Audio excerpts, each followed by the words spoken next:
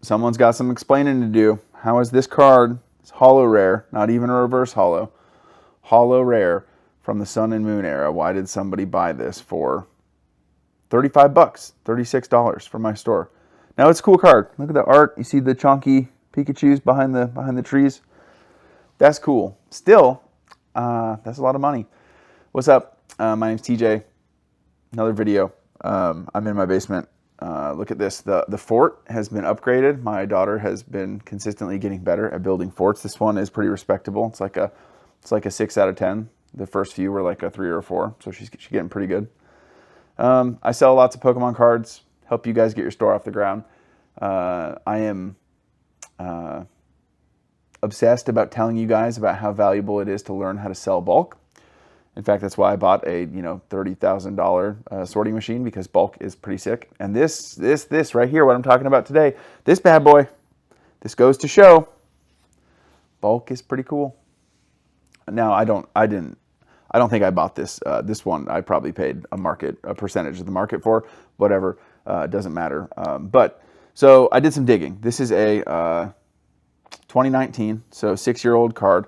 Holo rare, so not incredibly difficult to pull out of a pack, and sold and has been climbing up. A year ago, it was $5, which $5 for a holo rare is expensive, right? These cards, I would say, typical for a holo rare card is to sell for like 25 cents, 30 cents. If it's like a really nice one, maybe like 60 cents, 70 cents, like a Mewtwo, a Mimikyu, an evolution of some sorts, like maybe 50 cents plus. Anything over $1, I would say, is an expensive holo rare. Anything over $5 is a very expensive holo rare. A $35 holo rare is very expensive.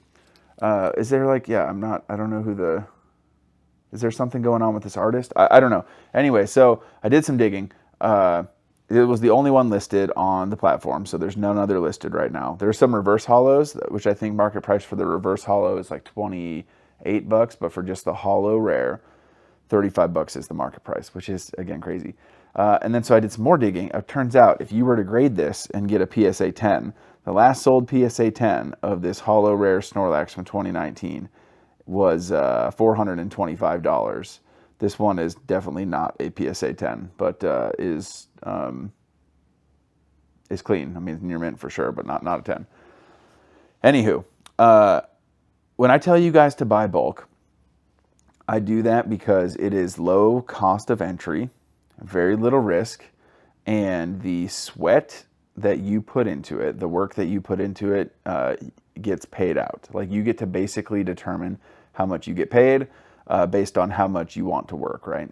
Which is good and bad. Putting together a bunch of orders of little 25-cent cards is tedious. Whatever you set your floor to, right? Because oftentimes you're selling cards that are under that floor. Let's say you sell, when I say floor, I'm saying like you're gonna have all of your prices, all of your cards under a certain value, like marked up to whatever your floor price is. To where, let's say someone buys a 15-cent card from your store or a 12-cent card from your store, you just automatically bring that up to 25 cents if your floor is 25, or 20 cents if your floor is 20. And putting together a bunch of envelopes with all of those cards in it and pulling all those cards from various sets from your inventory is tedious, right? Profitable for sure, but you're working for those dollars, right? But I can tell you that when you pick up bulk, there will oftentimes be cards that people open and they threw into one of those, 4-slot monster card holder things, 4 years ago, 5 years ago, and you come across all of these, holo rares and non-holo rares that have some serious value. This happens all the time. Ultra Beasts, right? I was on the live stream the other night. I noticed this.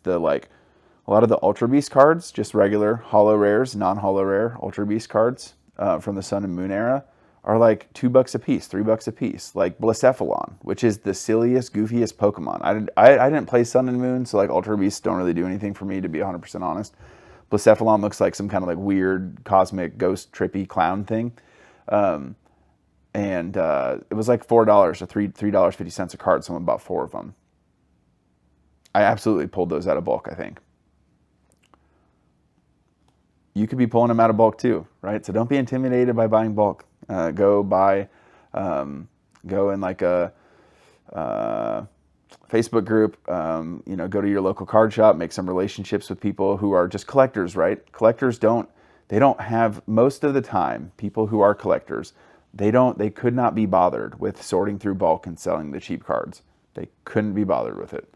But you can, because you're trying to build a business, right? And if you don't have capital to pick up the $10,000, $12,000, $20,000, $30,000 collections, that's okay. I didn't when I started either, but I had to build up to that at some point. And so it's like someone has a collection worth $500, and you're negotiating back and forth. They want 75%, you want to pay 70%. Maybe go like, hey, I can do 70, or you ask them the question, be like, hey, do you have any bulk by chance? Collectors, sometimes what you hear from a collector is they'll say, yes, I have tons of bulk.